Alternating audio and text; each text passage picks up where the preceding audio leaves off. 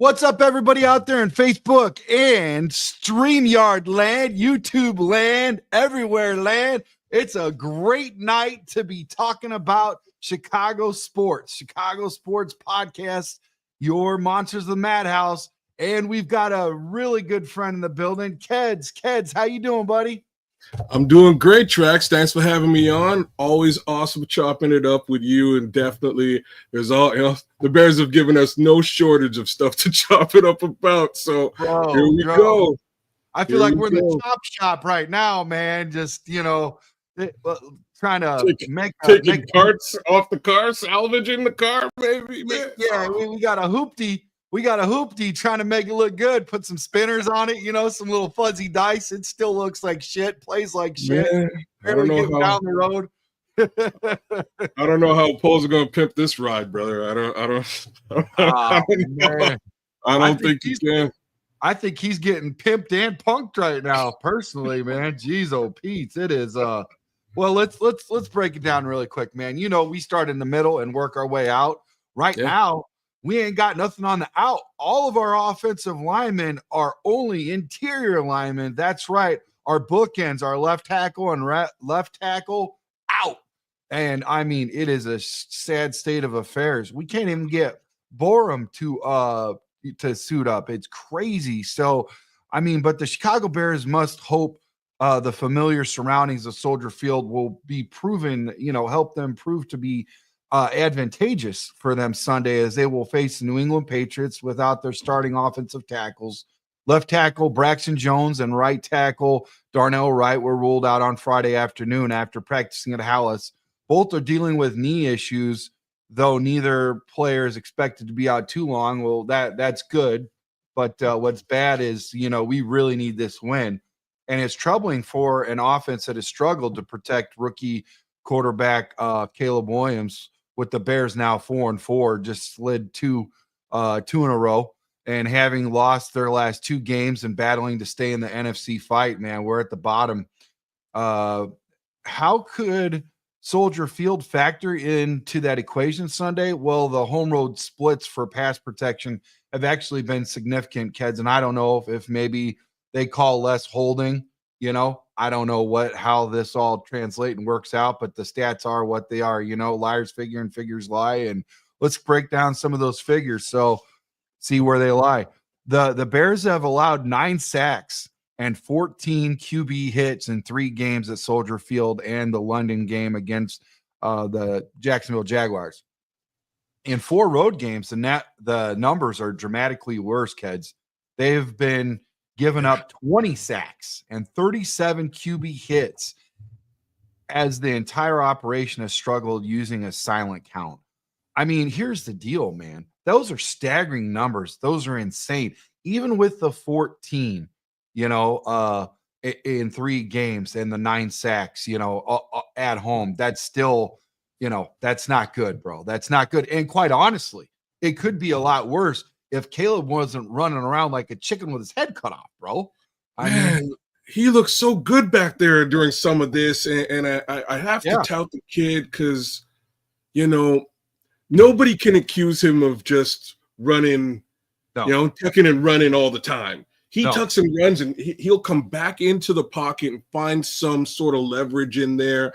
And a lot of the time, nobody's open at that point. What do you do? And man, they got to protect him better. And unfortunately, we're walking into this New England game without tackles. Like there's no other way to say this, right?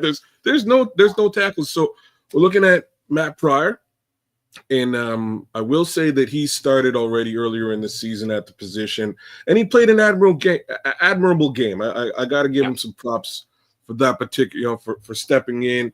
He's seen some reps at the position. It should be interesting on that side of the fence. And then you got Larry Borum on the other side. Larry had a rough week last week, right? Like he's out, bro. Say what now? Yeah, Borum's out also. That's what I'm trying to say. We don't have a left tackle or a right tackle. We are piece by piece figuring this out with like guards and. Oh, Borum's gone too, dude. Yeah, to my knowledge, now if there's somebody out there that can quick fact check this, but I'm pretty sure where my unless you there's got the kid in the tracks. Unless there's been an update. That's why this is a state of emergency for me, because I played left tackle. And I by the way, if you're listening, Ryan, well, maybe they should call you. Is what you're saying? About my intro, bro, but I love you. Okay. I love you like a fat kid loves cake. I could go in and have a couple blocks. I mean, I'll give you a discount, double check price, bro. I won't even go salty on you. But hey, if I prove to be advantageous at the ripe age of 40 years old, then maybe you could give me a little something extra, a little something. Long term. Give me a long-term contract. I'm with it. At this point. I'll put anybody out there. At least you got some experience. Come on. Yeah, but seriously, that's to my knowledge. Now, this is an insider, whatever, but just from what I've been reading, and I could have missed something. It happens, human error, whatever. But to my knowledge, we were without Borum also. So now Jones was injured in the loss at Washington, right? And Wright went down last week at Arizona. And rookie offensive tackle Armagaji, he is also out with a calf injury. I'm not so worried about the calf injury. I understand those. Oh, wait a second. You are correct. My notes do show that the Bears will likely stick with last week's plan of playing Larry Borum at left tackle. You are correct. So it is official. They don't have any starting left tackle, right tackle, but they do have a tackle in the building in Larry Borum.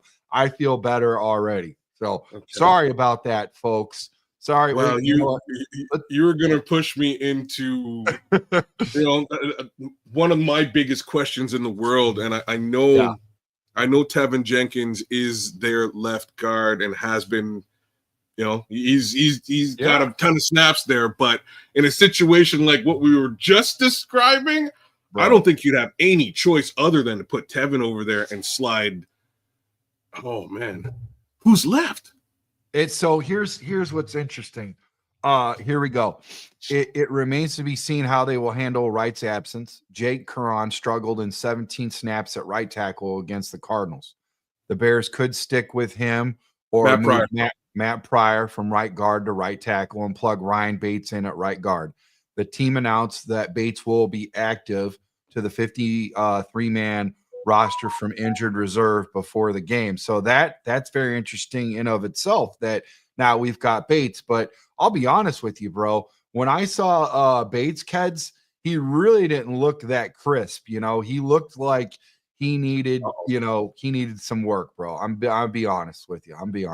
So, oh, geez. And I'm not, and that's not to say that he can't do better, but usually what you want is somebody over there that can give you, and I would, man, where do you put Teven? Can you morph Teven and have him at two places at once? Because you almost need a guard.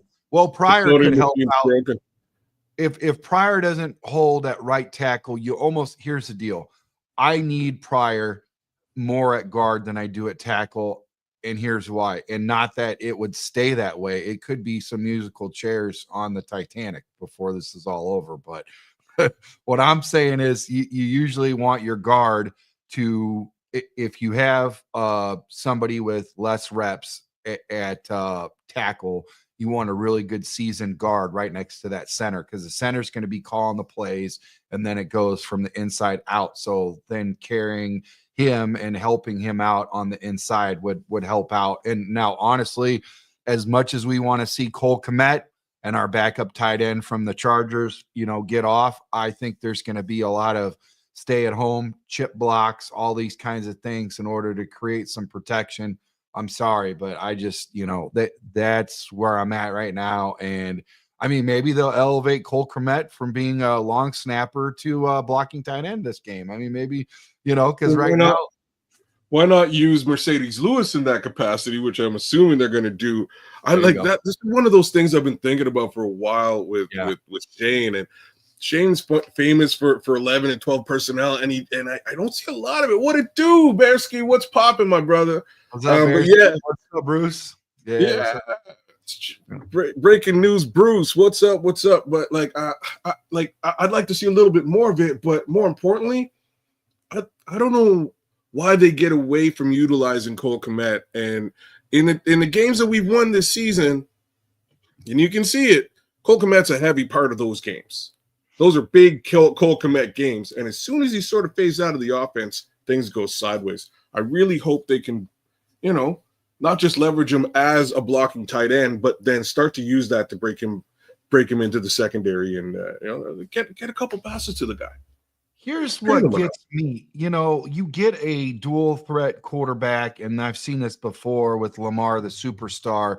They didn't get him help right away. He had some bootylicious receivers that really wasn't giving him any help. And finally, he's got somebody. Not only that, but he's got one mountain of a man as a running back who all by himself could carry the team. I mean, Derrick Henry is that dog, dude. And I was screaming at the freaking rooftops, we need Derrick Henry. Why would you spend so much money on a running back? Well, guess what? I'm telling you right now, as God is my witness, the emergence of the running back is coming back, because you look at it, Tom Brady, the GOAT, even said it, the quarterback, the skill set of the quarterback, the passing game is down. It is bad all the way across the league. And that's because they're not allowing guys like Tom Brady, like Aaron Rodgers, all of the greats to be able to sit back and process and watch and develop as an apprentice into a journeyman and get those reps leading into retention from the bench and see it all first, because the transition, the speed, everything going from college to NFL does matter. And I'm telling you right now, they're going to find out that they need to run the rock early and often, and also use these, running backs as check down guys. So I think history is going to repeat itself. I mean, I don't think I'm out on a limb here. I do. And also it's almost in play to start bringing the running back, in terms of, if you want to get the yards off the receiver so you don't have to pay him a heavier price, then that's what you do. You have to use some sort of, money saving skills, some budgeting in terms of all this stuff, because if your quarterback is the highest priced guy on your team and you're going out and getting rookie QBs to alleviate and save some time off that, but they're also learning that it's not so great to do that. Even though you're saving money, there's a learning curve and it takes a while, kids. So then your receiver, lean on the running back, right? And that's what I thought.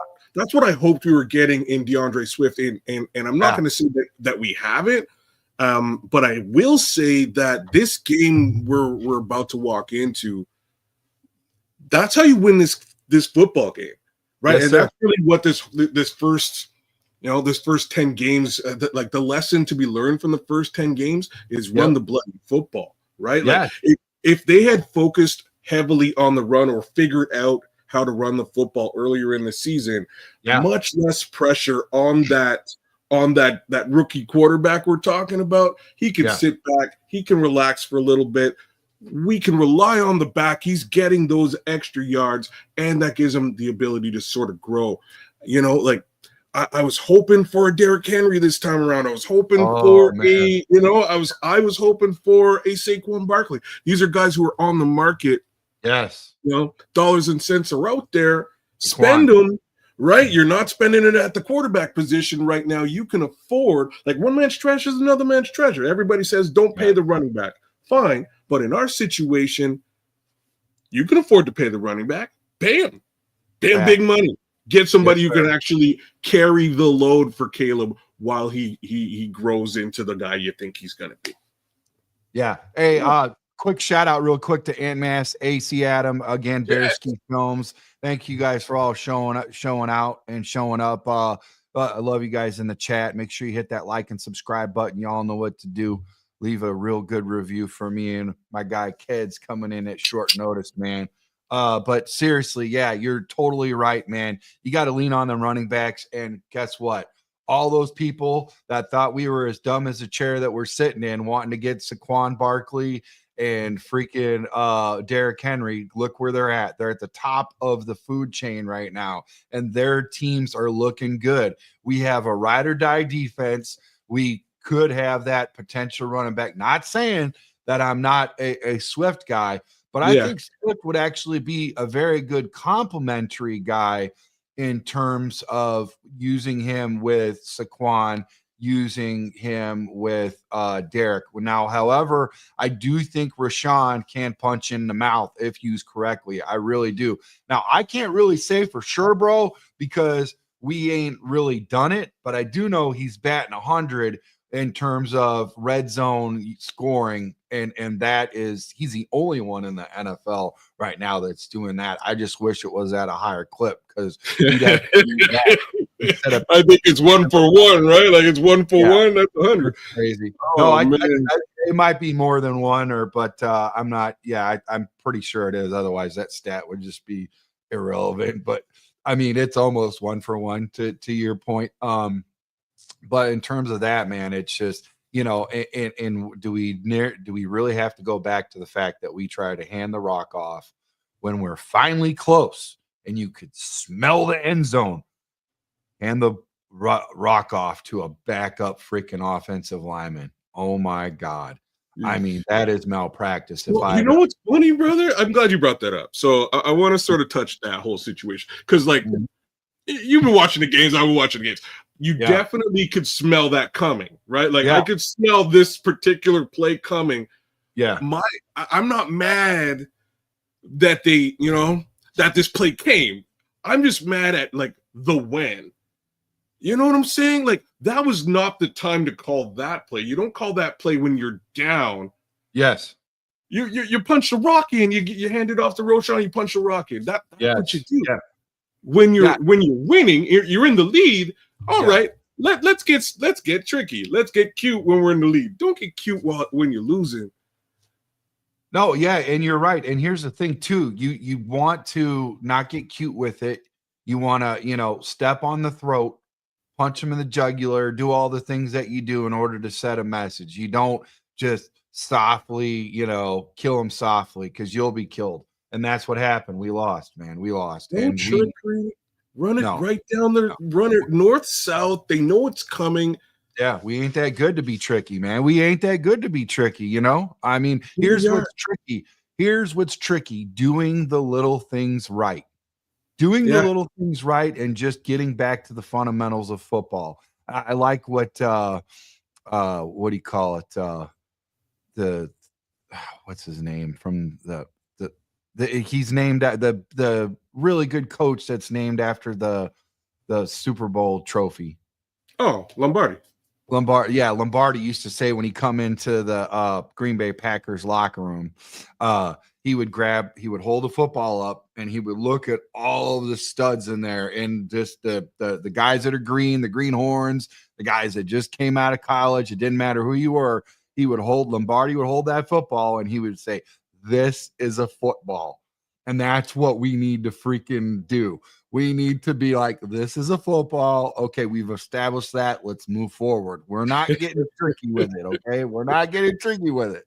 Baby steps, right? Baby steps. And I want to say one thing, getting back to that whole Lamar the superstar thing. He did not get weapons, and they made him run, and they said, okay, dual threat. But not to the point. He had a damn good offensive line, and Baltimore always does. And that was one thing I heard Ian say and Ryan say. They said they want to build themselves like we were the Baltimore Ravens or the Philadelphia Eagles. And I was like, great. I love it. Yeah. Sign me up. I love the way those guys play. Those teams are freaking awesome. From the top to the bottom, they've got some good teams, especially on the inside. They've always had a good line and a good defense. Sign me up. I'm ready. Well, guess what? They got cute with it. They said, okay, we have a dual type quarterback. We got these receivers, we got tight end Cole Kmet, we got some running backs, we got some good defense. Let's just get cute with these offensive linemen. And I don't know how much Poles looks into this in terms of he was undrafted. Maybe he feels like he should have been drafted. The Bears cut him. Maybe he feels like he should have stayed. So now he only tries to go find those guys to show something. I don't know if that's there or not, but it feels like there is, because why the hell wouldn't you go? You go look at teams like the Detroit Lions, badass offensive line. All the teams that are freaking killing it, they have great offensive line. I think what do you call it? The Chiefs, they got a good offensive line. The Chargers, they went out and got that kid from freaking Notre Dame. You and I with Joe Alt. I mean, all these teams that are doing well right now have really good offensive line. The Niners, all these teams. So I think he just got too cute. I think he had a quarterback and said, this could buy me some time and all this crap. And all honesty, as much as I love, and I hate saying this because I was excited as soon as it happened, Ked. I was like a super hypocrite. As soon as they went and got Rome, I was like, yes, let's go. We got Caleb and we got Rome Odunze. And then I was like, well, wait a second. I'm a little concerned about no. We'll get the offensive lineman in here shortly. It's going to happen. But we got this guy locked up. He's going to be there with DJ Moore. He's going to be there with Keenan Allen. And we got all these guys, Cole, they're all going to grow together and all this and that. They ain't going to grow if freaking Caleb is freaking getting picked up off the ground all the time. If he's on his back. Right, if he's on his back the whole time. Bro. God. No, so wow, you went to some interesting spots here, and I tried to I try to give Ryan Poles the benefit of the doubt, but I think where you were leading there was sort of towards should he have drafted Rome Odunze, or should he have potentially doubled down at the offensive line and gotten protection? And that's a great question. And I'm gonna say something sort of counter to that. No, I actually like the pick. I like the pick. My problem is a little bit different, because he went and he got Keenan Allen a little while before that.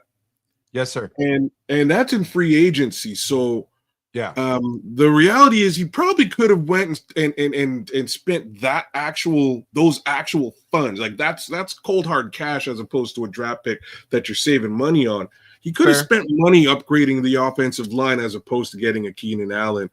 And we would have Rome Odunze, we would have DJ Moore, and we'd have DeAndre Carter or Tyler Scott in the slot. It wouldn't be the end of the world, but at least he could have actually put that investment into beefing up that offensive line. So I actually agree with the Rome pick. I like that he partnered him with somebody. And I think that thing's actually growing too, right? But I don't know what's going on with Keenan.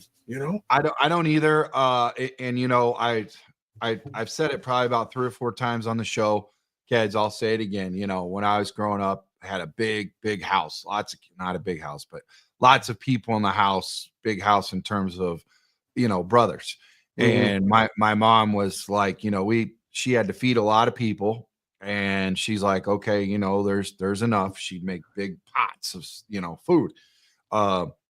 Make sure everybody gets something, first time around, you go seconds, whatever. If you look over and somebody hasn't ate yet, wait, and I think that's basically what's going on right now with Caleb and this idiot offensive coordinator. So many mouths to feed. Where do you go? Where do you begin? I'll tell you where you begin. You begin by keeping it simple, stupid, and get it to the guy that's freaking open. That's it. That's all you got to do. And I know me being a Monday morning quarterback, from my vantage point where I sit, it sounds a lot easy. And I'm not saying it is. I'm not saying it's easy, but damn it, a lot of other people are making it look easier than we are. We're making it look like algebra. And I'll tell you right now, my math ain't mathing, but that if 31 other teams are making what they do look so much easy and we just look so hard, I don't know what to tell you. I really don't know what to tell you, other than the fact that, now we got Bates coming back and we're excited about it. And quite honestly, I mean, how good is this guy? He's a swing guy. He was a backup guy, and the Buffalo Bills let him go. They let him go out of the building, and they are still rolling. They are still rolling and still going strong. But, the Bears like Bates, but the question is whether he can handle a full game at right guard after being on IR since week 2, working through an arthritic condition in his shoulder and elbow. That's rough. Those two parts right there, shoulder and elbow, I'm sorry, bro, but you need them in all facets of football. But if you're pushing and if you're pushing as an offensive lineman, you need that shoulder and elbow, bro. That's the only way you could create space. I mean, what are you going to do? Alligator arm it and just kind of what are we doing here? You got to extend. You got to extend, man. So that's going to be a problem, and that's going to be a nagging problem. The question is, like, honestly, he's just going to have to play through pain. You got to play through it. But I tell you right now that they are going to target him, and they are looking when they do their deep scouting. They are looking at all these sort of things. Okay, what do we got here? What can we chomp, into? What can we take a bite out of? Let's take a bite out of this dude's shoulder. Let's put some pressure early. Let's make sure that he's down. And now let's get into a bench that they flat out ain't got. And I mean, I'll be honest. Maybe they elevate a guy from defensive line like they did Big Cat, and turn a defensive lineman into offense. I don't know. They already tried to turn an offensive lineman into a freaking running back. So we're kind of shy on that side of the field too, right? So Billings is gone too. We're trying to work Zach Pickens into a starting position. Yeah. Big ups to Zach, man. Thumbs up for Zach, and I hope the best for him. Sort of getting his opportunity to re-debut on that defensive line. But did you see Pat the designer? He interviewed him in the locker room, and he asked, really? He said, do these guys, have your back or something to that, and they all just started hooting and hollering and shouting for him. And he goes, it looks like you got a lot of help here. Bates did say, getting back to Bates, he did say he's nice to be back out on the football field playing again. He was driving himself crazy, getting through all that. He said he feels great now, so that's good. But now it's in terms of tugging and pulling and all that kind of stuff, and just really getting that pressure that you normally don't get unless you're in a full contact, against an opponent. He said he's ready to get back out there with the boys playing some ball. Hey, listen, I don't even know if he knows these boys that are out there right now, because I don't even know if the boys know each other. It's just a band of misfits, and it's just musical chairs, and it's whatever. And Caleb, he was in that situation last year with USC. That offensive line was atrocious, man, and it spoke for itself what happened in terms of that. Not to mention that he was missing Jordan Addison, and that's why he ended up, getting that Heisman. But clearly, he's been in this situation before, and he knows how important it is to have that offensive line and to get, those weapons. Now, he's got the weapons, but he needs the offensive line. And kids, I'm going to tell you right now, bro, I was doing that walkthrough at the casino because we're going to be doing some work up there and stuff with, on game day and things like that up there, and lots of cool stuff. So I was checking it out, seeing what's what, and I looked at this G-Wagon. I'm like,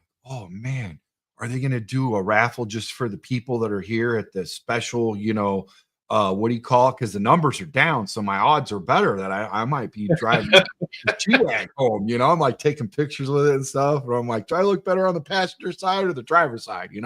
And I tell you what, the first thing that I do if I do win that son of a bitch, probably pee my pants and jump up and down Toyota.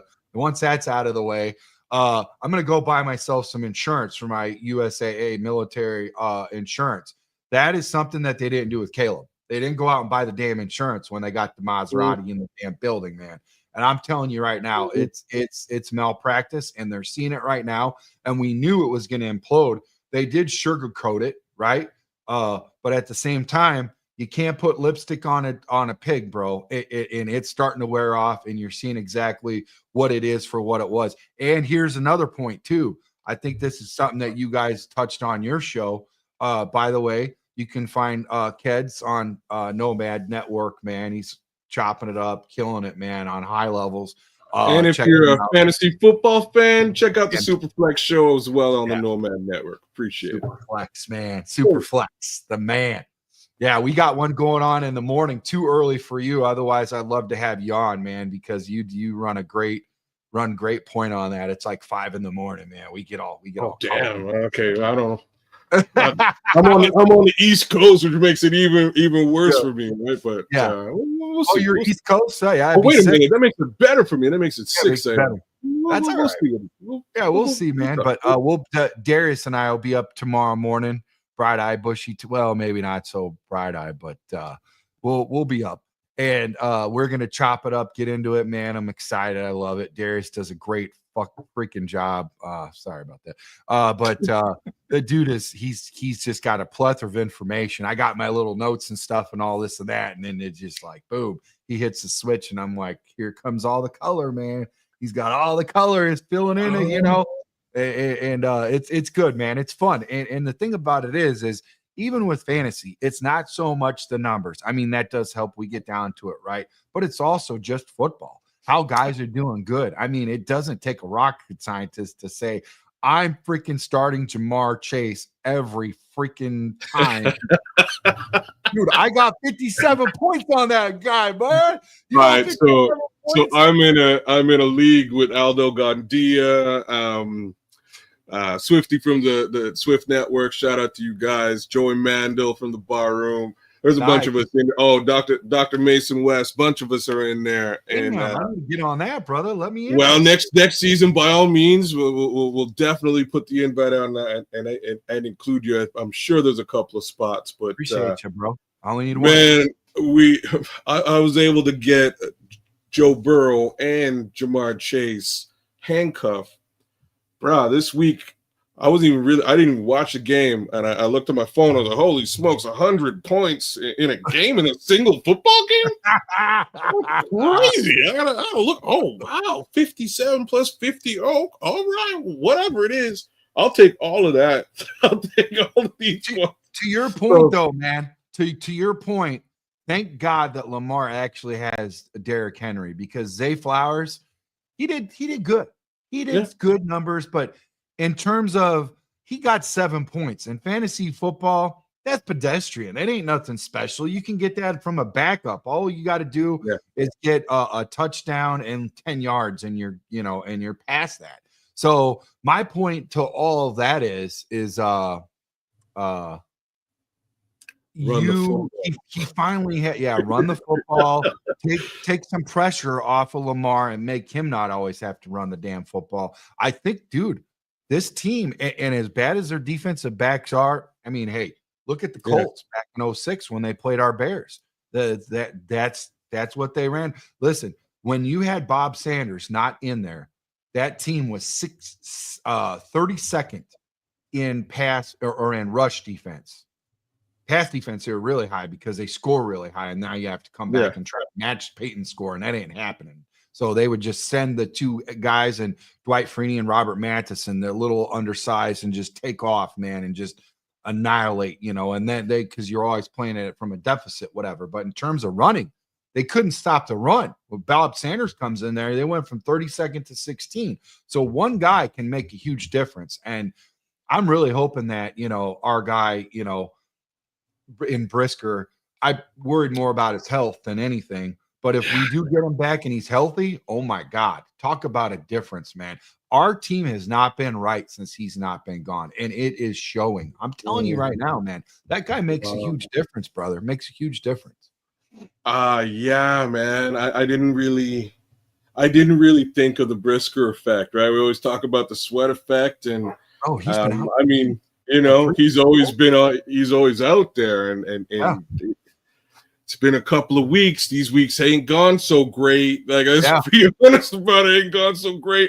And I'm not really trying to take shots at the secondary. The secondary is still performing relatively well, given it all, but there's been a stark difference without Jaquan Brisker out there. And, big shout outs to you, Jaquan. A little bit of, just going to send you a little bit of love and prayers there, because, we'd love to see you back on the field, and hopefully this situation isn't a lingering situation for you, man. That's, prayers up for Jaquan Brisker. The fact that they're not talking about it is what worries me the most, because we don't know what's going on, and we are concerned about him. But like I said, make no mistake about it, huge difference when he's on the field. In terms of, let me just give you a shout out real quick. When you were in the building, when you were on the pod, it's instant juice, man. You've got that vibe that just helps, it resonates, and it just elevates people around you. And I really feel like, when in terms of a really good safety that plays hard-nosed football and is always amped, that's what Brisker is. All the other defensive backs feed off that. The defense feed off that. Everybody plays different, man. I remember when we went out and got who was that? Peppers. All the defensive line, including freaking Izzy. Like, Izzy lost weight. He looked cleaned up. He was jacked, dude. All them guys they looked a lot better. One guy in a locker room can make a huge difference. And I'm, getting back to this Bates thing, I just don't think he's that dude on the offensive line. Now, Tevin is that dude on the offensive line, but I'm telling you, and it's not in a bad way, because family first all day, especially when you got a newborn and, you just get married. I get it, but I could see what's going on right now. He's playing house more than he's playing football. And that's fine, but we need him to be there 110%, elevating those guys, getting them geeked, especially wearing 76, bro. Don't you dare ever don that uniform that was Mongo's and should be up in the rafters, retired, and play you got to play 150% all the time. I'm sorry, man. You did it to yourself. Okay. You did it yourself, bro. Yeah, you picked the wrong digits there, pal. You picked the wrong digits. Next time. 67 next time. 67. Those are big shoes to fill. Yeah. Probably the biggest shoes to fill. There's a lot of shoes to be filled, that can't be filled on this, legendary team. But good Lord, I would like to see a little bit more from him. But I hear what you're saying, man. It is house. Getting back to Ryan, he said he was fortunate that general manager Ryan Poles gave him an opportunity to get 100% healthy, which is cool. I mean, we didn't look at it like that. We're like, hurry the F back. We need you now. We're taking in water. We're starting to sink here. Come on back, Ryan. Get it on, buddy. Get it aboard. Oh man. Yeah, well, he's back. But do you think he's going to be ready? Is really the question of the day, man. That's what he's saying. He said he was ready. I mean, we just unpacked that, and if he said that and he took all the time in the world, I'm hoping that's what we're doing with the Brisker thing. I'm hoping, if that's in terms of, if we could read the tea leaves here with what happened with Ryan and how Poles allowed him, and that's kind of cool that we're hearing that it's not freaking Eberg F stick that is, making decisions, that Poles is actually in there saying, no, take your time, come on back, whatever. Now, okay, so I feel a little better that there's a little bit of structure there, and it's not just Eberflus, and all of that. It's just, man. If we're talking about Jaquan, I'm a little worried, man, because I am too. The head is different. You know what I mean? Like, a concussion protocol is something we've definitely seen affect tons of different players out there. Yeah. The timeline is a different thing. It's usually a relatively short timeline, unless you really got dung. You got the bell rung. Oh, yeah, because we thought for a minute that he was going to take the trip across the pond and go over there in London and play against the Jags. And now here we are, so many weeks ahead. Like, what's going on? But I do have a little bit of good news I want to share with you. We have a silver lining. the Bears are optimistic that Jones and Wright will be back in the mix before the Green Bay Packers visit Soldier Field on November 17th, which is also the same game that they're going to recognize Hester and give him his Hall of Fame ring. So that's awesome, man.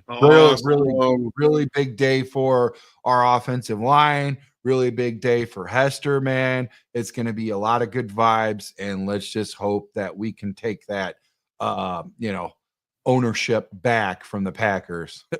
And I don't want Rodgers to have handed that over to Love. I want to make sure that wasn't a proper handoff and that it didn't work out. So in the meantime, they need to take advantage of not having to play with a silent count against the Patriots. And I really think, Keds, that's where we're at with, playing at home, instead of playing on the road. Is that silent count makes a big difference. And I know you've played ball in terms of that. It really changes things, and that is good.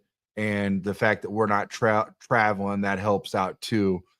So we can take advantage of that. And that's one thing that we have to look forward to, as far as this game against the Patriots, bro. Well, man, I hear you. I'm a little bit worried about, first off, my camera. My camera's doing its own thing, but we'll figure that out later on. In as long as you can hear me in any event. I could, man. That's your moneymaker, bro. You got to get that camera going, man. You got the face of the franchise over there, hey, baby. Man, I'll figure something out, man. We'll try starting it. No, you're good. You're good. End of the day, I'm worried about the run game of the New England Patriots, and I'm worried about them running the ball all over us this coming weekend. And I know we've been really looking at this offensive line situation and how they're gonna fare, because I honestly don't know. I'm a little bit less frightened of the New England Patriots defense, but if you've got a porous offensive line, you got a porous offensive line. Caleb's going to be running for his life. We'll see what that looks like. My question really is on the other side, man. I think this is going to be a Ramondre Stevenson game, and I really hope on the flip side that it's a DeAndre Swift game. To me, this game should have as little passing as humanly possible, because the Patriots are also very susceptible to the run game. Yes. That's my biggest worry about this contest here, man, against the Pats, because Ramondre's a dangerous back, and I can just see them allowing him to run ruckshot. And I'll add another layer to that too. Antonio Gibson is also a solid back too, as a pass catching back. So I don't see Drake May really getting a lot of, I don't see him having a lot of success against our secondary. But I'm going to layer this on top of the other two things I layered. Drake May just ran for 95 yards last week on the ground, right? I'm a little bit worried about how we're going to handle this potential rushing attack, not the passing situation. I think they got the passing situation square. But how do we handle a rushing attack like this with big man Billings, unfortunately, on IR? I hope Zach Pickens can really pick up the slack. Wait, who did you say? Zach Pickens. Oh, Pickens. Yeah. You know what? Have you looked at Pickens? He's a little light, bro, in terms of because you look at Billings, man, and Billings is a big boy. There's definitely a big difference there. You know what I'm trying to say? Yeah, I do know what you're saying. They are not the same deal, those two guys. Yeah. I don't like the question is, can he really serve as that?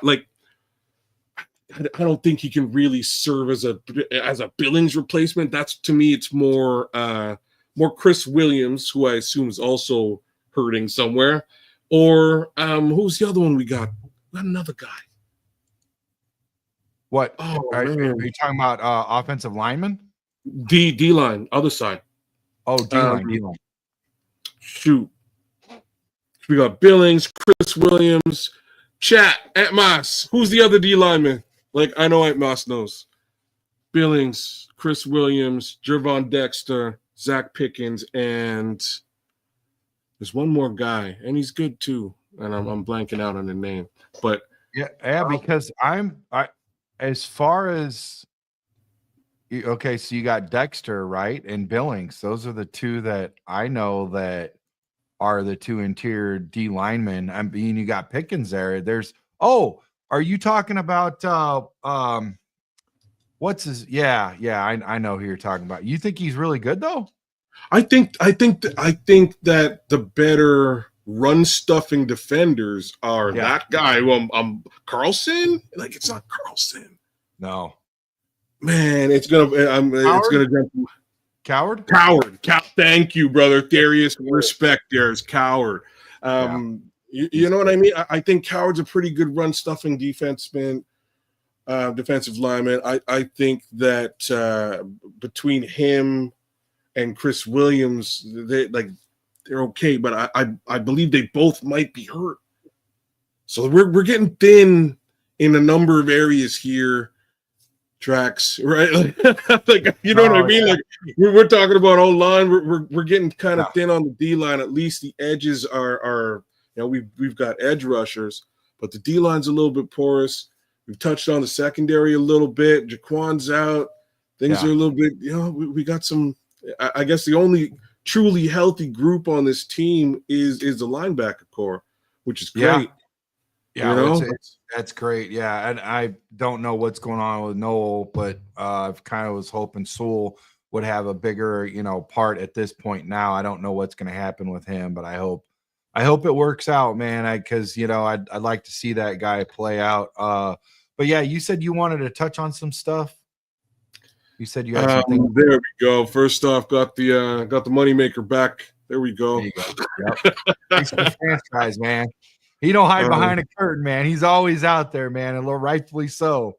There you go, man. I like that hat, bro. I like that hat, man. That's a nice hat. It goes with my hoodie too, man. A nice little outfit going. But yeah, like really, what I wanted to touch on was some of Ramondre Stevenson's numbers and/or Drake May, and I did talk about that 95 yards over the season though. Like, this kid's getting out there, 38 yards rushing. 46 yards rushing in another game, and that's like, in both cases, this is against pretty stout defenses. So this is against the New York Jets defense. Their defense is actually quite good, especially on the run.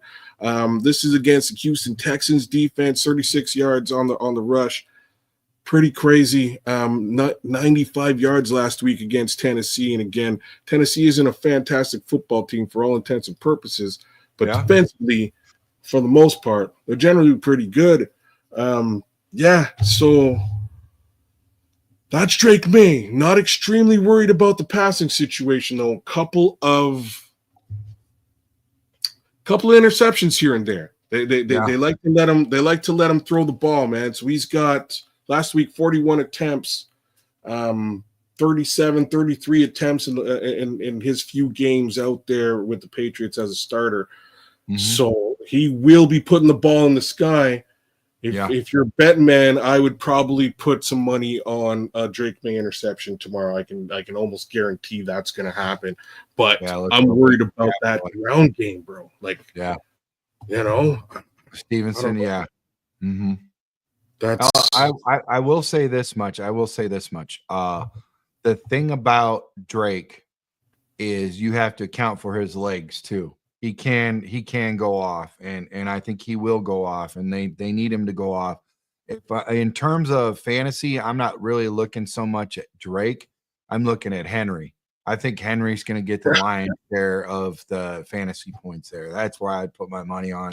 I mean, and there's some guys out there right now, me in particular. I got Bowers, he's on a bye. So I had to go out and pick a guy in Gesicki and Gesicki's because he only got 7 points, but that's all right because freaking Chase, Jamar Chase carried his ass and a few others. He carried basically my whole team and put them on his back with 56 points. And so, yeah, I was all right. Between the two, I ended up getting 67, 68 points. So I'm good. I only need to score 40, 50 more points to be close to at least winning. And that should happen when you got the whole rest of the team, you know? So, but yeah, I would definitely look at Hunter only because there ain't really a whole lot of star. You know, I don't even know who their, you know, number one, you know, receiver is over there. So I would look at the running back that you said earlier, Stevenson, as possible. I'd put him as a 2, maybe even a flex, but I would definitely lean more on Henry than any of them in terms of what are we, you know, what are we looking at here? So, but everywhere you look on the Patriots, as far as football goes, they are worse than us. So yeah. we have that. Tracks. They have no business winning this football game, bro. No, like, let's not say it any other way. They have no business winning this football game. That does not preclude the potential for them to actually win this football game, bro. That's why I'm like, bro. Everybody's looking at the Bears right now as a tune-up game. Like, just go play the Bears and you'll get it all right. You know, it's like a country song. You know, if you play it backwards, you get your wife back, you get your house back, you get it all back. You go play the Bears, you get it all back, baby. Stella got her groove back. She got the running game going, the passing game going. Our defense should run it up through the middle. It don't matter who. Get Jared Mayo out there, man. He'll run right through the middle of our freaking offense. Our defense, it's bad, bro. It's bad. And you know what? That's demoralizing out of all of it. When you can run on a team, like that, that's bad, dude. And I didn't realize how important freaking Billings is, dude. He was important. You would think that one guy makes that big, but in terms of a 4-3, that's a big miss, bro. That's a big miss. So he for all intents and purposes, he's one of my favorite players on this football team. Billings. He reminds me of what it do, Don. No love for you, bro. No love, bro. No. What it do, Don? Hey, I mean, he reminds me of 𝐇𝐎𝐿 Hicks just from an attitude perspective and with the way that he manages that run. Like I have to give the guy a bit of love. I gotta give Don Burr some love too, dude, because he must have like freaking balls the size of a freaking bull or something. Because I'm telling you right now, I'm not gonna be going in Detroit trolling or the Packers trolling. And I mean, maybe he's just doing this the last 2 years. If he did this prior to when they were bootylicious since like 1959, I mean, dude, but I'm telling you right now, if he trolled like this before they got good, shout out to you, Don, because you're relentless, bro. I can vouch, bro. I can straight up vouch. Facts of the matter, me and Don were going at it. You got receipts years ago in the chat. Before I ever did this, I'm telling you, I gotta give Don a little bit of respect. I gotta give him, man. And somehow these lines are doing it right. I have to say one thing. I wish Matt Eberflus managed the last 3 weeks of football the way that I think that Dan Campbell would have managed it. Like he's the one guy, he's the one example that I've been using over the last few weeks, and I hate doing it. Like I hate, you know what I mean? Like I hate having to do it. But you know, Dan Campbell is the type of guy who will go out there and be like, "Hey, man, you know what? I shouldn't have ran the ball on 4th and 1 there. I should have just punted the ball. That was on me. I'm sorry. I own it. I messed up. That was on me." But you know, here's that public. Since we're talking about Detroit and the possibility, and Don's gonna fire across right off of my bow, dude. It's coming right now. I'm ready for it. Pal. I'm ready for it. I know it's coming. But you know, in terms of Ben Johnson and the fact that he actually was looking at the Bears to come save the Bears, Don, from what's happening right now. He also, according to Adam Schefter, he's going to be looking at teams of whether or not, okay, how dysfunctional are they? Because do I want to be a part of that? Well, he knew they were very dysfunctional last year, very dysfunctional last year, had less toys. So I'm not quite sure how much validity there is there. And then also, if you're looking to be a savior, now let's unpack this though, because if you've ever been in a situation where you kind of got a vibe. This is before we were married too, by the way, of course.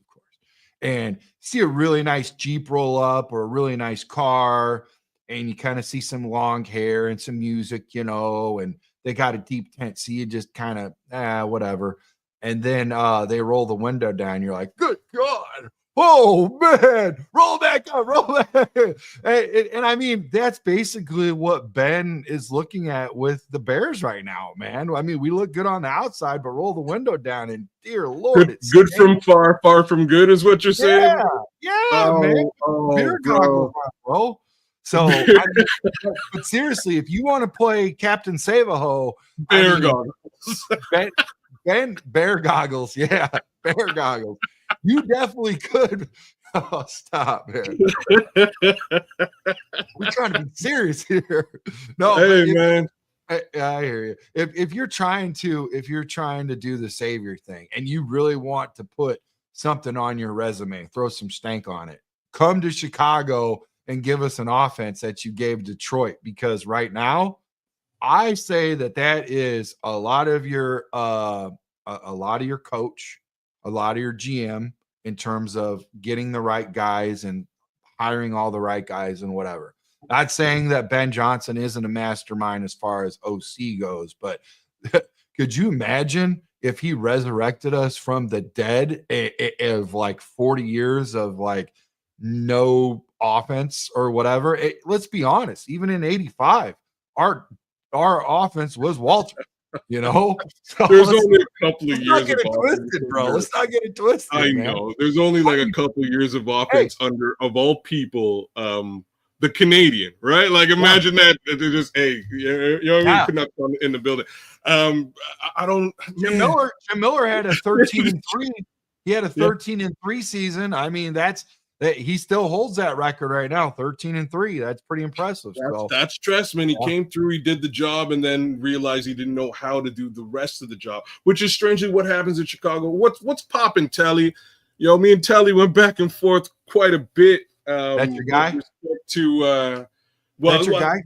Telly ain't my guy. He is a Washington guy. He's a Commanders fan. So Telly and me went back and forth a little bit with the whole Caleb, Justin, Jaden Daniels situation, and he's still with it. He's still repping his team. Just like Don reps the Lions. Telly's out there repping the Washington Commanders, and he's definitely following what's going on. I don't know. Like Telly, I admire your team, Telly. Seriously, I'm not even worried about now. I really do want them, and I think Magic even said he spoke on. Let's get it back to the Redskins. Whatever. Let's just go beyond that.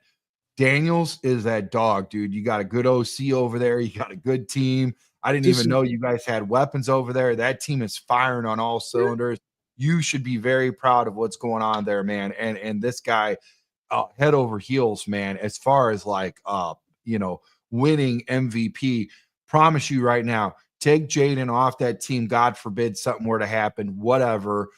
Put somebody else in there. Ain't no way. It ain't rocking. I mean, they probably could limp out of there, get a win or two, maybe, and hopefully he comes back. That's what you want from a backup, but it's just not going to be the same. They ain't going to be killing it like they do with Jaden, man. That guy. And then that last bit with when we were coming after him, but not really as hard as we should have. We should have rushed more than what we did and all that crap. But anyways, that's beside the point. He looked like he had no fear in that Hail Mary. He looked like he looked the part. Like he could get it done the whole time. He's confident, he's poised, and like to be completely frank, he was coming into the NFL pro ready, whereas we kind of knew that Caleb had a little bit of work, right? There was a little bit of work to get Caleb to be that pocket guy, as opposed to that superhero guy. And the worst part of all this story, the worst part of the story is in the end, they have left him with no other choice than to be the superhero, right? Like that's basically where he is right now. Every week he's going out there trying to be Superman, and it's not an easy thing. Telly was bringing up Harbaugh. I mean, and that's what we got right there. I was calling for Harbaugh the whole time because I wanted to line up. Yeah. You know, once the decision was made, hey, look, we're moving on. I wanted to line up Caleb and a new coaching staff across the board, which kind of leads us back to the Ben Johnson conversation. I don't know, like if the conversation last year was, hey, we're going to keep Eberflus, but you can come over and be our offensive coordinator. By no stretch of the imagination should Ben Johnson really have any interest in that. Now, let's also factor in the fact that these guys also interviewed Cliff Kingsbury, right? They interviewed Kingsbury and they were like, oh, you know what? Yeah, no, we'll go elsewhere. Well, why wouldn't you? Like, look at how well Kingsbury's doing. Look at how well he's actually done. I know he got fired in Arizona, but like Kyler was not the worst thing going. You know what I'm saying? Like he wasn't. He got hurt. It was a bad season. Next thing you know, Kingsbury's out. Right. But they let that whole situation slide, and in essence, retained Eberflus. And that's what really worries me about all of this. I don't think we have a head coach. I think we've got one of the best defensive coordinators in the league. Yeah. And that helps, but it don't help the head coaching situation. No. And in terms of that goes whenever they, you look at it and all the head coaches that we've been through, man, since Lovey. Shout out to Lovey, man.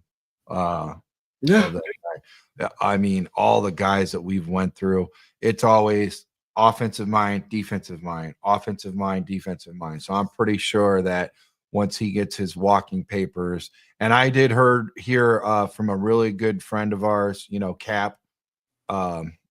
He was on the Cap show. He was basically saying that Poles said that if it would make a difference and make the team better, he would definitely give Eberflus's walking papers. Now, that doesn't mean that it's going to happen in terms of this year early. I think that, they still watch their money. I think they say, well, what good is that going to do? Is that going to move the needle north? Are we going to get any better? Or because you obviously have to promote from within, you can't pull from an outside source. Somebody's not just ready to just jump in here and like, okay, they're not even familiar. And it takes a lot of familiarity to just come in and start to lead like that. You can't just do it mid-season, and so you got to have to look at a guy like a quarterback coach or something like that. Does that make us look better? Does that make us better? Whatever. So, I mean, there's just so many different possibilities, but at the end of the day, I don't think they fire him now. You know what I mean? Like I just don't. I don't think that's even on the docket. Just considering what organization we're talking about here. I know Bearski, and I'm so with you. To be honest with you, I wouldn't. Part of my thing with all this is like they could just give the reins on, as far as DC is concerned, to Eric Washington and let him do it, so Flus could focus on HC. But he doesn't want to do that, and I kind of wanted to do all of those things too. But I don't mind that. I don't mind the Rome pick. I'm not against it. I think the offensive line should have simply been beefed up in the off season, as opposed to really tripling down at the wide receiver position. Not only that, but look what just happened. Look what just happened right now, where people are picking away at the Jaguars. Okay. And now who just got the game ball on Minnesota? That left tackle in Cam Robinson got the game ball, and he was available. We could have went after Cam Robinson, and now look, we are out our starting left tackle, starting right tackle. Again, we had an opportunity to get better, and we didn't get better. And people are always saying that there's nobody ever available as an offensive line starter. I got news for you. That dude started the next day, didn't know the playbook. This is how much he mattered. He covered the blind side of their starting quarterback.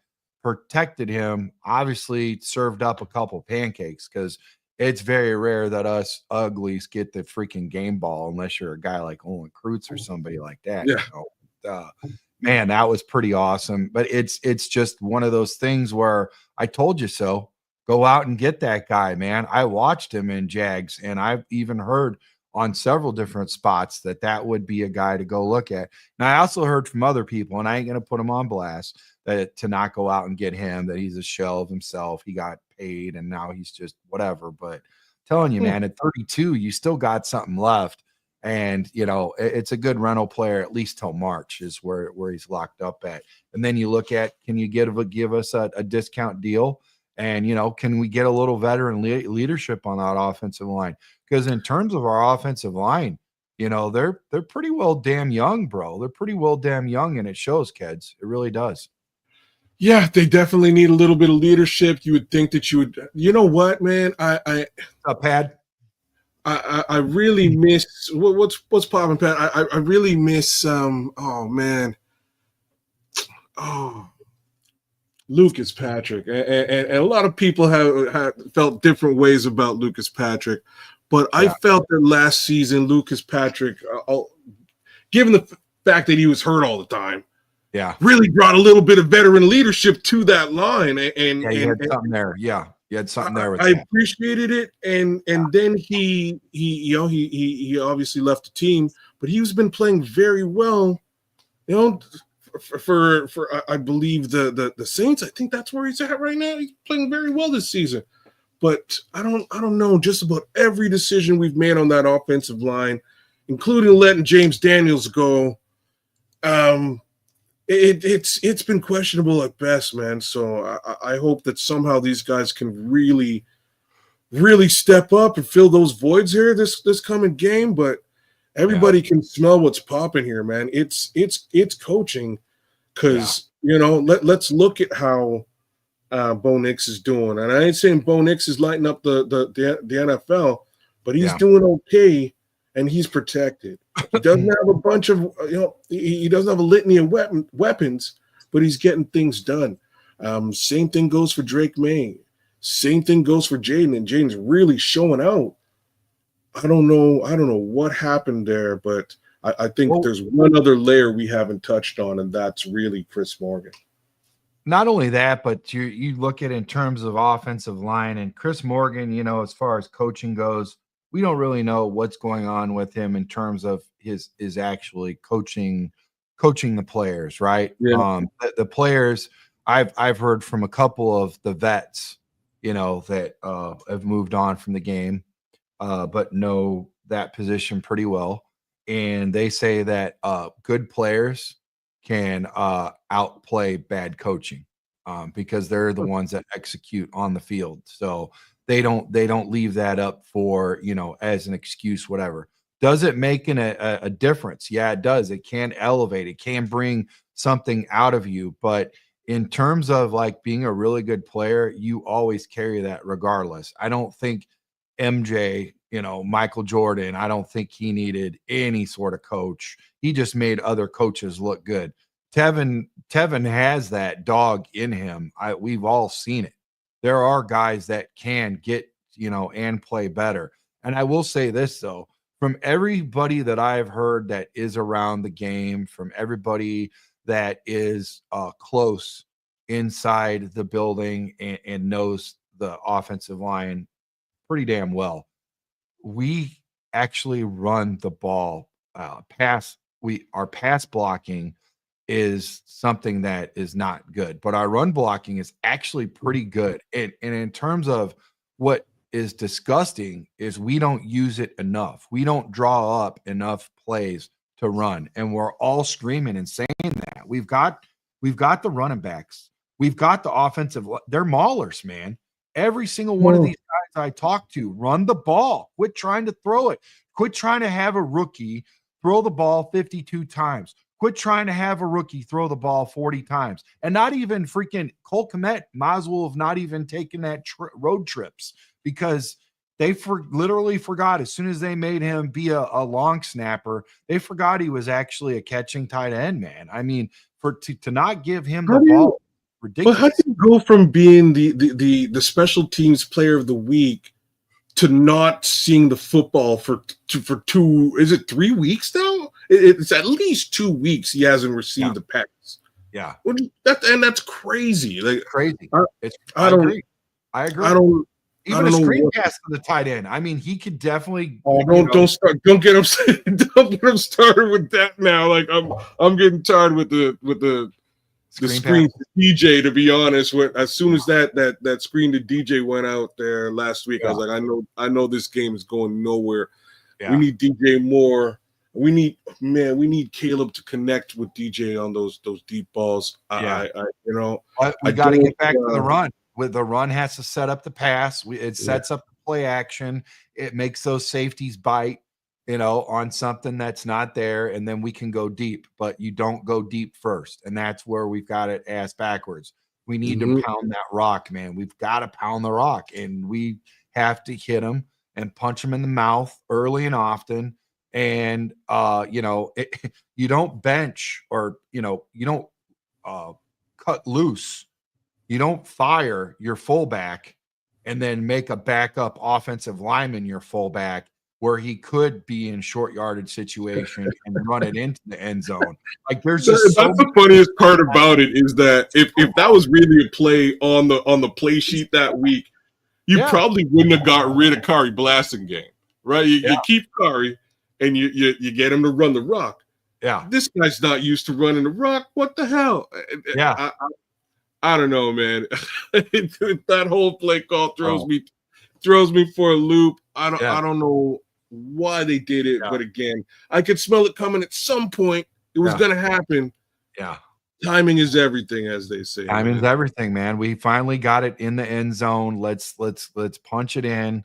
Let's get the points. Let's play from, a positive instead of a deficit. And let's, that changes the outcome for sure. The game plan, everything. This guy is just not.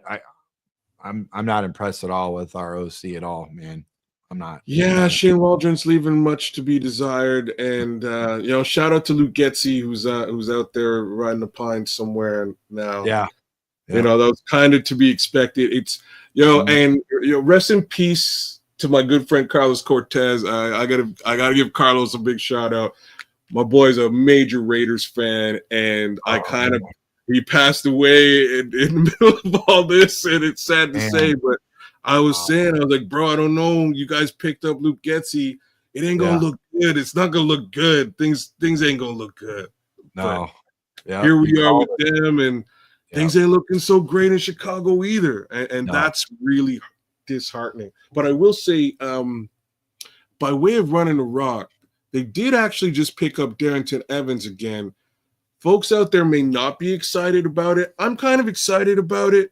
Me too. I like Darrynton Evans. I do too. You know what I mean? Every time he's been on our team and he's gotten the opportunity to run the ball, he's done fantastic. He's had some really good experiences in a Chicago Bears uniform. So in light of Khalil Herbert leaving, I'm hoping maybe they let Darrynton Evans carry the rock once in a while, because he just brings a little bit of a different dynamic. Yeah. It's more, it's sort of like, you know what I mean? It's sort of like Khalil Herbert and or Devonta Foreman. It's a little bit more like that than it is like DeAndre Swift or Roschon Johnson. So it might make for a decent three-headed monster back there. Yeah. In light of Khalil leaving. So, keep your eyes peeled for that. But long story short, man, they just got to run the rock this week. If they run the ball and or get Cole Kmet involved in this football game, we got a shot. Yeah. J-Mac, to your point, J-Mac, our old fullback, man, now he's the ESPN sideline. Yeah. He really likes him. He thought he was good. He likes the fact that obviously, he has some sort of, to say about it as far as him being a fullback. So, he's very happy that position's been restored once again, in Chicago, and that there's a need for it. And there is, because you need that guy. And I think he does do a good job. I agree with you. I think it's great. So we'll see if they even use him. I mean, last week I looked at it. I think Swift was the lead carries with 16 carries. I think Caleb had about six or four. I mean, in terms of all of that, it was really low. It was pedestrian. It was like around 20, low 20 carries. We need at least 35 to 40, maybe even a little above 40. I'd rather see us run the ball more. I mean, seriously, let's pound it, man. Our defense is always going to keep us in it. We got a punter that's got a freaking, one of them drones that just lands the ball wherever the hell he wants. Drops the ball wherever he wants on the field. Yeah, you're right. That it's so funny because I was saying on my show that like you couldn't pay me enough to really pay attention to the punter before this kid started kicking the football, and he just puts it wherever the hell he wants. And it's kind of like bad football game, we don't really want to see the punter all the time. Right. Yeah. But it's exciting to watch a kid punt. Like I've never said these things before, but it's exciting. I watched him last year in Iowa. My buddy's an Iowa, Hawkeye fan, and he was their only offense. And a lot of times, he is for us. And no words could be more false than when Caleb told him, "You're going to be spending a lot of time on the bench." I mean, I think Caleb's been spending a lot of time on the bench because our defense has been out there a lot working overtime. And, so is our special teams. But, I mean, we got a good field goal kicker, too. This team is set up for us to run the rock. We just got to pull our head out of our freaking ass and run the ball more. That's, to me, I mean, I'm not even saying that's going to win us ball games, but at least that's going to keep Caleb healthy, because that's what I'm worried about right now is, as soon as he gets rid of that rock, he's healthy that drive. I mean, you look at all these guys. Dak Prescott out for the season. Who else? You just touched on Murray. Murray had a groin, but he still played through it. Jaden's banged up, ribs. And that's where we're at with Caleb. I mean, he's got a little muscle to him. He's young, but I mean, you look in terms of him being at like a running back type deal, how many times he gets hit and whatever, how much wear is and tread is on his tires after his rookie year one. I mean, we want this guy to be around 10, 15 years. It ain't going to happen if he's getting hit, popped in the mouth early and often. We got to run that ball and just try to get through this season. Try to get through this season and go out there and draft our asses off. With the kid in one piece, you're 100 billion%. Just I don't care, to be honest with you. I don't see us going into a deep playoff run at this point. I'll just say that stuff out loud now. But fine, put the bubble wrap on the kid and allow him to make it through the season. That's my 2 cents. Put the bubble. Well, to your point earlier, you were talking about Harbaugh. That would have been a perfect coach for Caleb to be running the ball or handing off the ball and running and keeping him healthy and upright. And make no mistake about it, he would have made sure that we went out and got an offensive lineman like he did with Joe Alt. I mean, cut and dry, straight up, man. That's what he would have done. I think it would have been a good marriage, but we can't coulda, woulda, shoulda. We can't look. It would have been Joel just because of the way things fell, but it would have been Caleb and his homie that he played with in Washington, right when he was in high school. That's how it would. I'm blanking out on the name, but that's how things fell, and that's likely how it would have been. And I got no problems with that if that's what Harbaugh wanted to do, because I know come hell or high water, we're running the football with Harbaugh. There's no two ways about that. We're running the football. What does his brother do? He runs the football. Yep. Success. My guy wears T-shirts that says "Run the damn football." I have no. Of course, that's what's happening. I'm all for it. Bring him in, and I don't know how we wound up with Eberflus again. That's a part to all of this story that kind of throws me for a bit of a loop, because the worst thing possible is now getting to the end of this season and really having to make that decision all over again. And shout out to Adam Rank out there who's saying that word on the streets is that it's a 5-year. And I just want to say something now. John Gruden got let go with a 10-year contract. I think he had 7 years left on his thing. Expensive ass contract. You know what I'm saying? Like contract for all coaches. Gone. They're still paying him right now, regardless as to how that worked out and the fact that he's doing the NFL. I'm just saying, hey, like if it's at the end of its rope, just cut it off. You know what I'm saying? Like, don't worry about the extra year. Especially your job's on the line. At some point, Poles is going to have his job on the line if malpractice keeps going, and it can't, because you've also got a rookie quarterback. And the thing about it is, if his window of opportunity closes and now you got to pay the man an insane amount of price, and you damaged him all during this whole entire thing, and you don't get it right by year 2, year 3, you're screwed. So, I mean, could we foreseeably look Eberflus and be looking at him on the other side next year? It's a possibility in the sophomore year of Caleb, but I wouldn't count on it. And year 3 for sure. I mean, I just can't see it, especially if things are the way they are. But now, like I said, you go out and get that offensive line and change some things or whatever. That's definitely going to help out Eberflus or whoever is the freaking coach. But I mean, I like what Arlaw says here, man. He said it best. Wait until his job's on the line to take action. What a newbie Pole is. He is a new guy. He is a new guy. Got to give him time, whatever. I just thought, since he was an offensive lineman in the NFL, as well as Ian Cunningham, the first ever assistant GM manager, thanks to Poles, 2 guys in the building, play offensive line. In terms of like making the offensive line the badass offensive line you've ever wanted, them 2 boys could have totally made it happen, because they're offensive linemen and they love that. That's their love language. Why not stack the deck? And, if you're ever, showing any sort of nepotism, I would have the best offensive lineman in the history of ever. And they'd be like, dude, you hired 2 offensive linemen. What the fuck did you expect? We have no wide receivers, but we have 12 left tackles. What the just saying. I did at this point? Yeah. Let's just do that, because it seems to work. It seems to work in San Francisco. It seems to work in, there's a litany of teams. Again, Detroit's another one where they just have one of those offensive lines that kind of strikes fear into the hearts of men. That's what we need here, and I don't see that coming until next year. Yeah. My bigger questions again are with mainly those 2 coaches, being Matt Eberflus and Chris Morgan. The Eric Washington thing confuses me a little bit. The Shane Waldron thing confuses me a little bit. Like, he's not working out. I don't think Eric Washington's getting the opportunity to actually do his job. And I think that just makes him kind of expendable right now.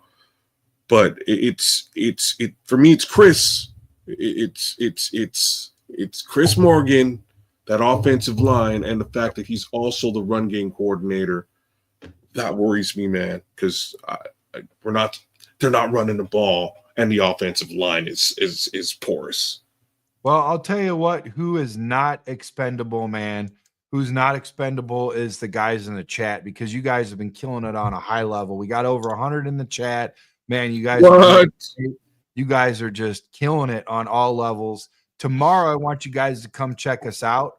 We'll be at Bridges Scoreboard, your Northwest Indiana Sport headquarters, with the Hall of Fame menu and the coldest beer in Chicagoland. Come check us out as, Caleb Williams takes on Drake May, and both guys that were picked in the first round. See what happens as they battle it out heads on. We'll be up there at 10 o'clock. I'll be setting up. Podcast starts at 11. I'll have Jim Miller, my co-host on SiriusXM Radio. He's on there. He's with us.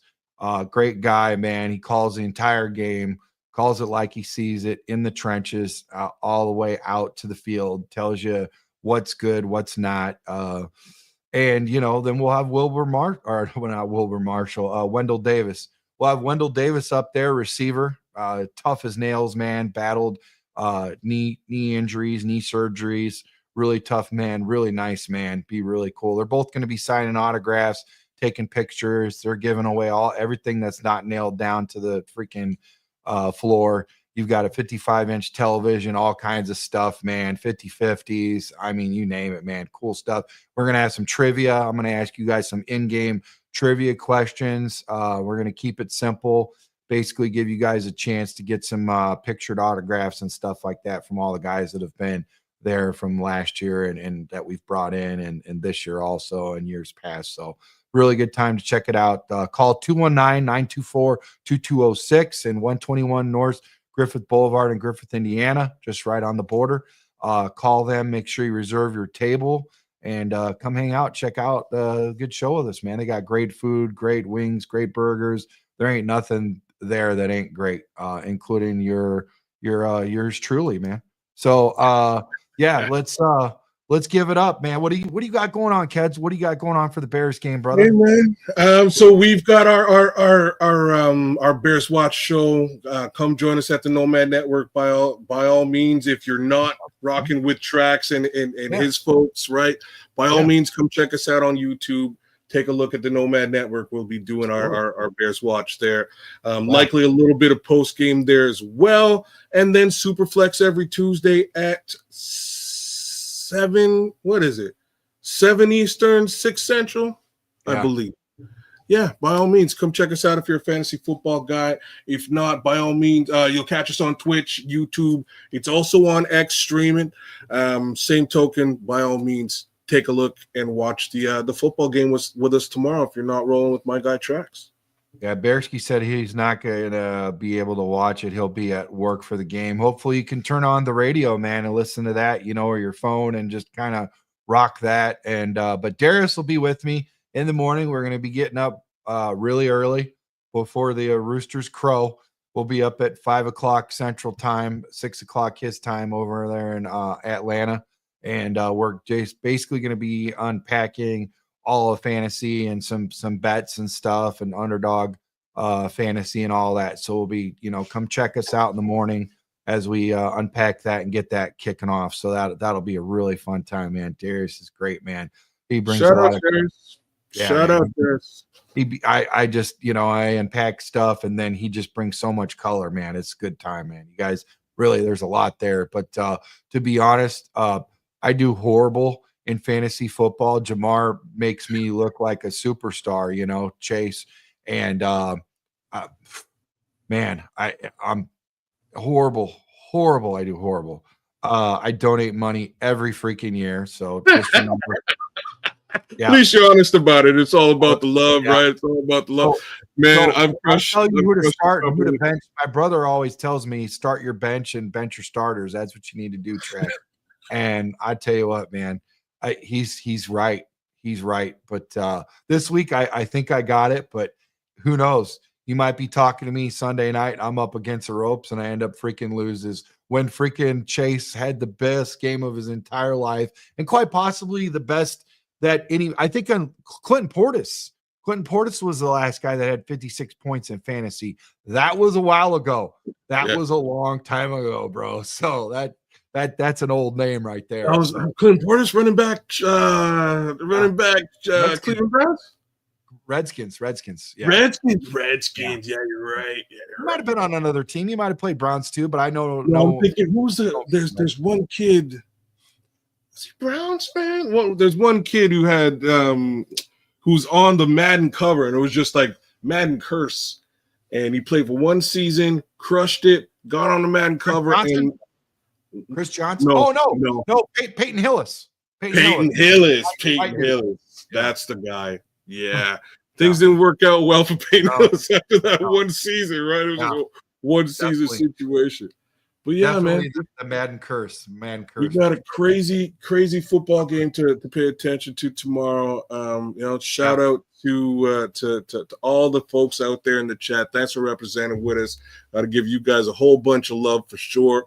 Yeah, man, I hope if somebody at House Hall is paying attention to us today, because I think they just need to run that ball and give Caleb Williams a little bit of a break, man. Put the baby back in the basket and run the ball.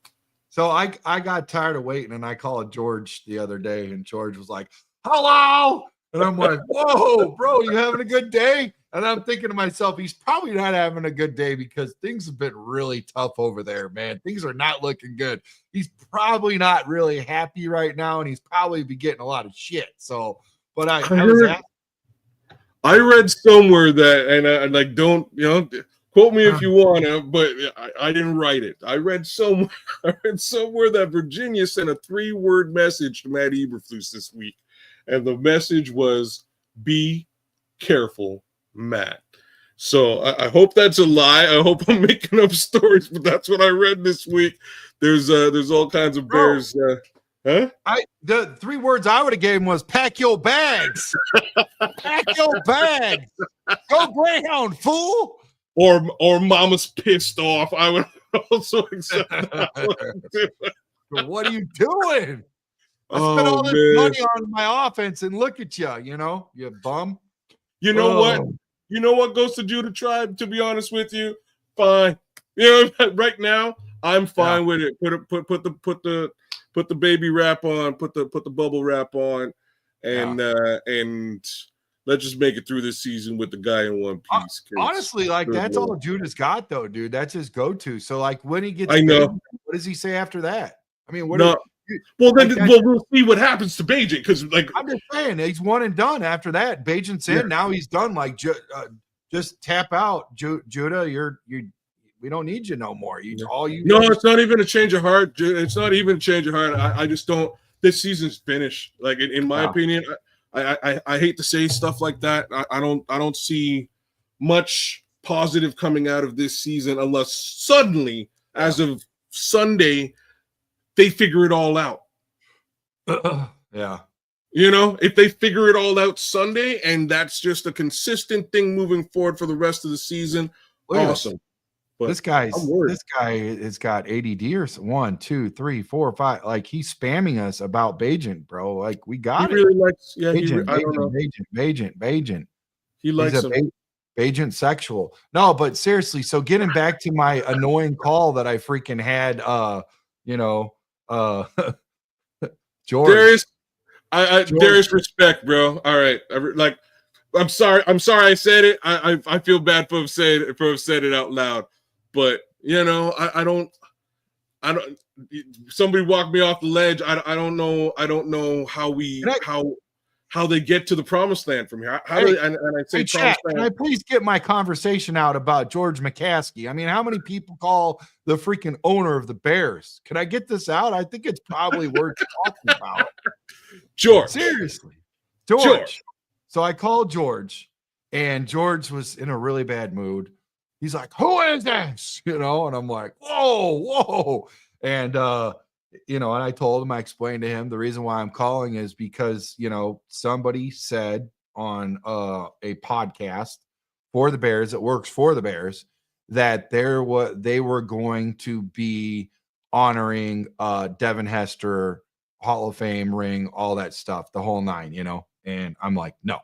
That's not accurate at all, because the whole reason why a lot of the guys from Hester's era didn't make it to week 1 for, the alumni game was because they knew Hester was going to get his ring for the home Packers game.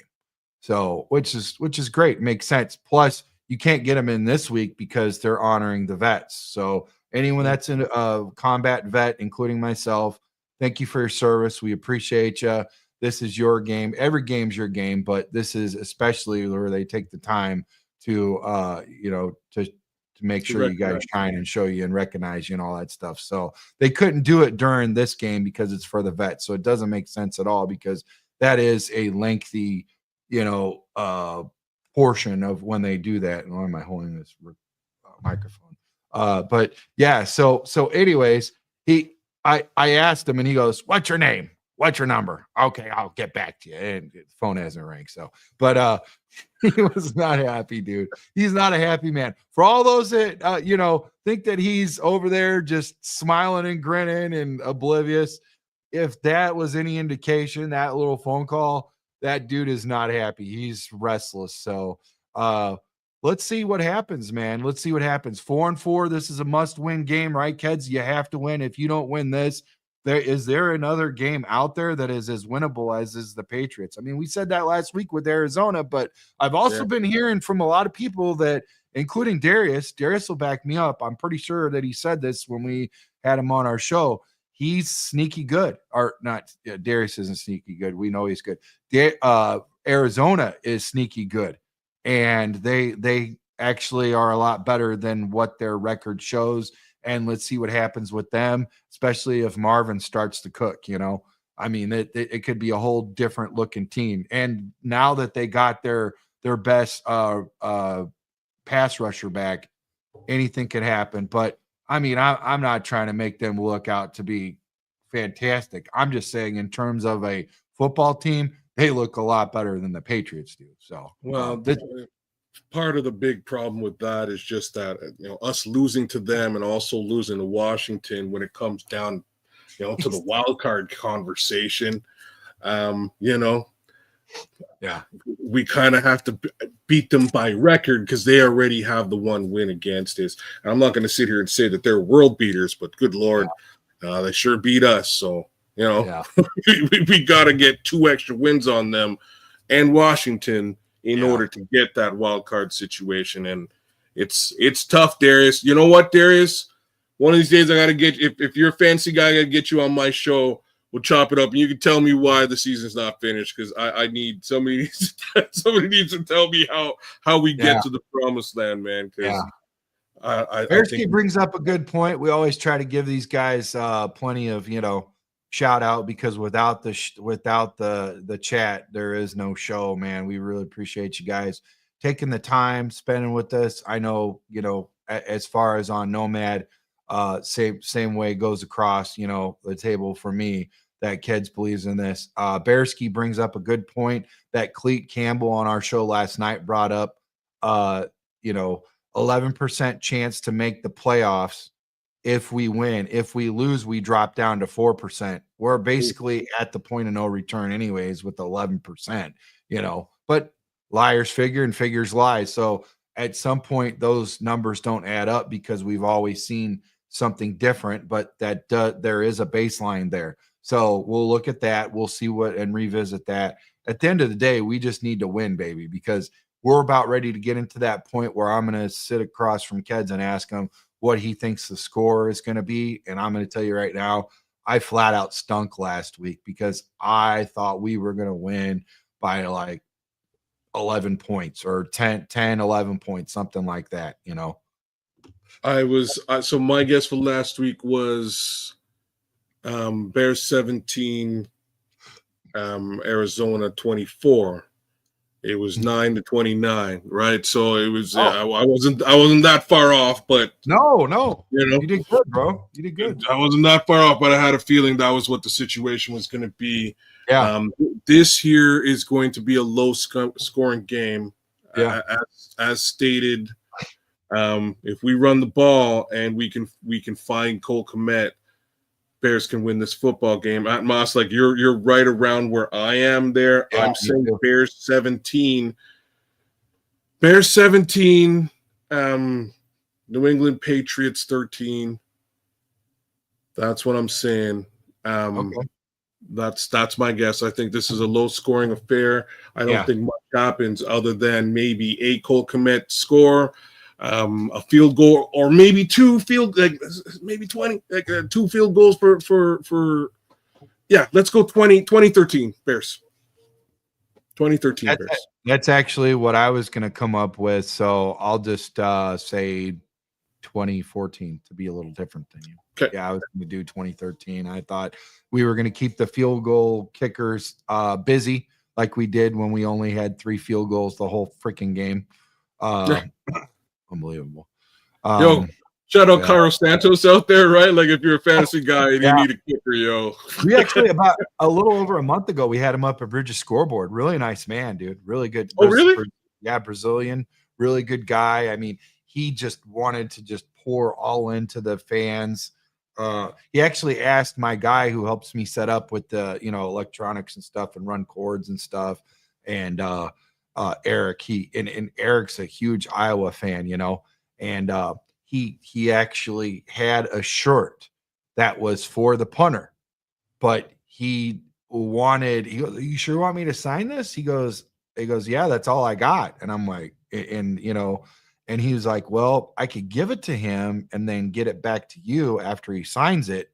And I'm like, "You freaking idiot. Say something. Say something." He froze up, dude. He's like, I'm like, say something, Eric. Are you freaking kidding me? Freeze up, dude. You could freaking, oh my gosh, how does this put like are you getting an address? You getting a phone number to an NFL player, regardless of how this, like you are getting the guy who you probably thought that you would rather have here. You'd rather have the punter because he's from Iowa. You're an Iowa fan, and this guy's going to run point for you and make sure this freaking happens. And you're going to get 2 freaking autographs here because you're not going to go away without having something autographed by, Santos. You know what I'm saying? So I was just like, dude, don't ever freeze up again in that situation. Don't do that, man. It was so cool, man. It was such a precious moment. And I told him, I said, and he even had an opportunity to circle back to the wagon and try to do something before he leaves the building. Because at that point, you know me, kids.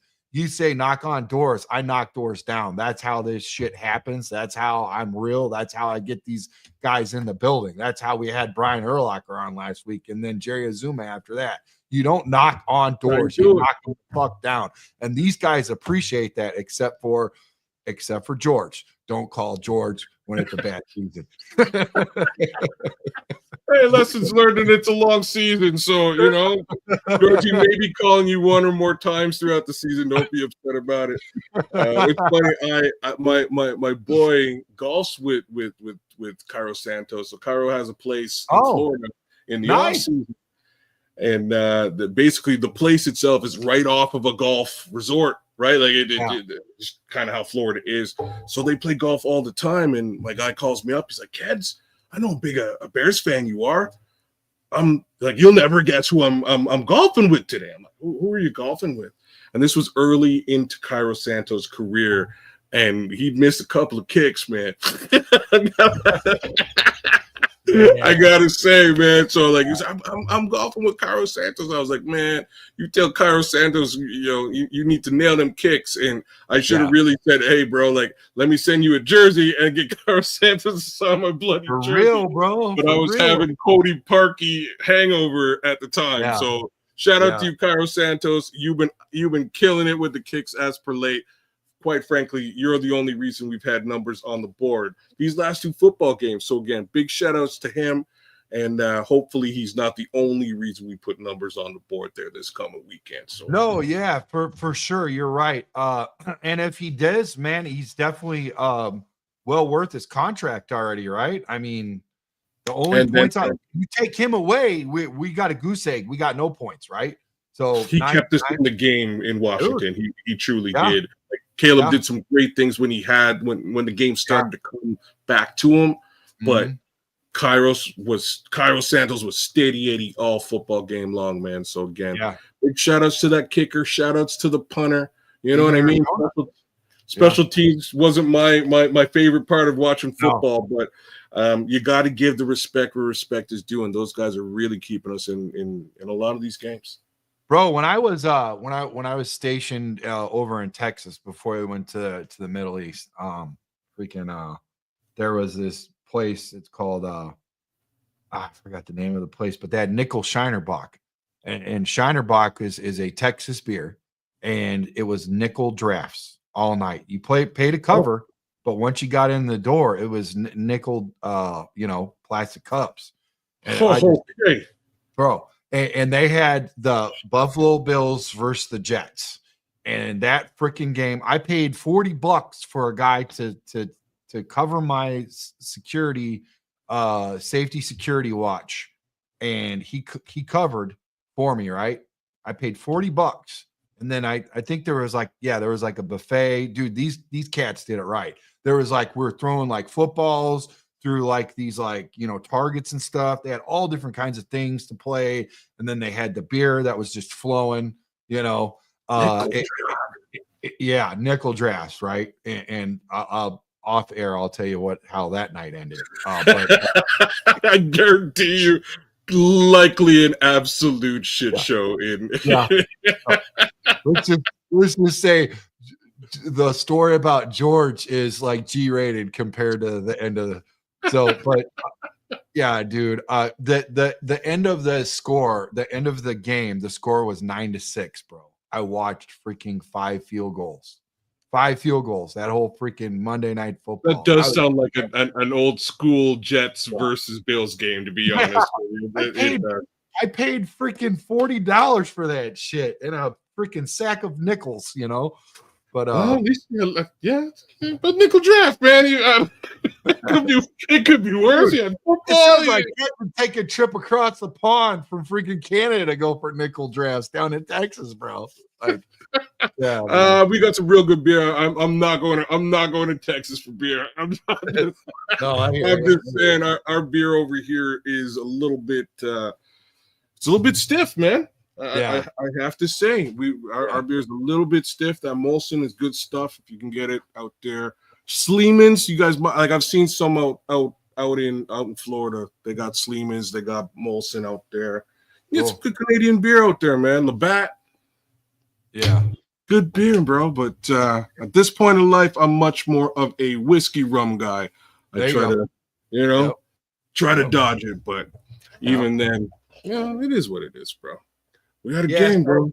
So basically this is a must win. I mean, do you think that there is an inkling, a chance at all? Let's just hypothetically say that the Virginia text, which is crazy, like, can we even say where this came from or anything? Are you I honestly don't remember or I named the source. Is it like a Facebook or YouTube source, or is it somebody that's in the media? Like that. No. It was on a site. Somebody had posted it as a report. I'm just saying I'm not sure if I believe the validity in the report. Yeah.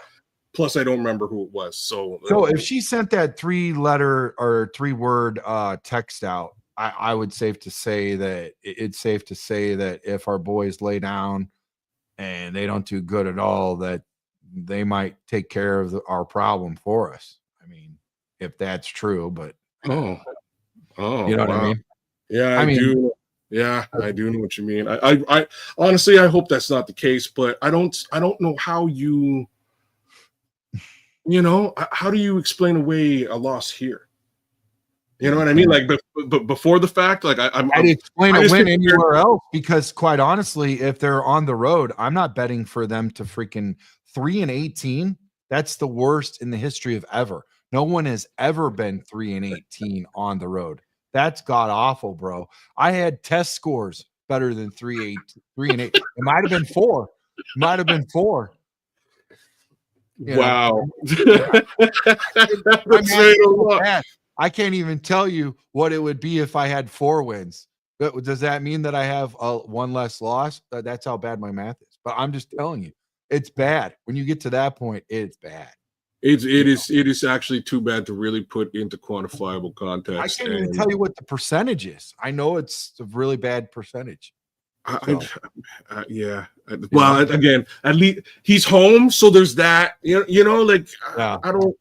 I just need the guy to know to learn, and somebody said it out there too, and this was just this was straight up on Twitter. It was a joke, but maybe he should hire like a Madden champion to stand beside him, so he can, so that he knows when to call timeouts and to throw challenges. And I laughed just as hard as you. Champion might be like an 8-year-old, because I've had my butt waxed by some freaking youngins, man. I'm like, the worst part is when you know that they haven't even, they don't even have facial hair. And finally they mic up at the end and they're like, "Booyah, baby." I'm like, dude, that kid was like legit 7. He probably just had some Fruit Loops after he waxed me, dude.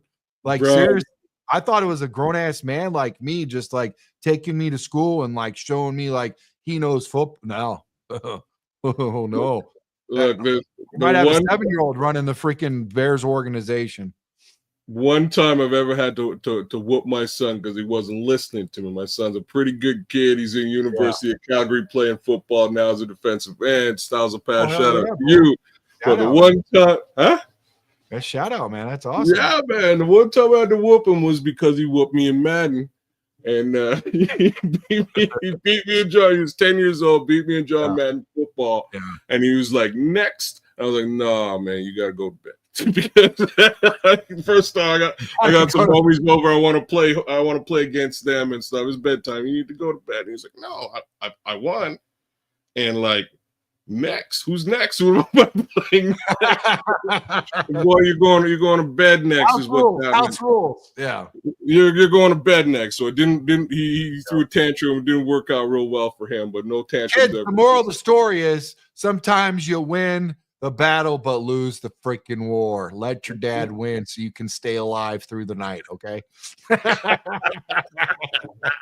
See, if you let daddy win, he probably would have been able to stay up a little bit later. But that's let the night 10-year-old Madden champions, man. Again, at least they know when to challenge. You know, throw that challenge, put that timeout on. That's my biggest pet peeves with Matt Eberflus right now. Is he's just not situationally aware, and I wonder if it's situational aware is correct. Every time he's had an opportunity to put his big boy pants on and be a head coach, whether it be bringing Tyreek back in and saying, hey, timeout, all kinds of crazies happening right now. We're at a position, we're getting ready to have this Hail Mary. Let's make sure it's all right, because if we bat this down, we walk away. He doesn't call a timeout. So many bad things. Like, what are you going to do with those 2 timeouts? You're not going to carry them over to Arizona. You're not going to carry them over to Arizona. They don't count. You still got 2 timeouts. Use one. I think he thinks that he can like roll them over in the next month for a cell phone bill. This way he doesn't have to buy extra minutes. But he's still on the minute plan. He must be on a minute plan. That's the only thing I can come up with, because. Like, what are you doing with it? Just use them when they need. Like, use them, even if they don't need to be used. Nobody's gonna be mad at you. Use them, right? You don't get an award for not using them. So go figure.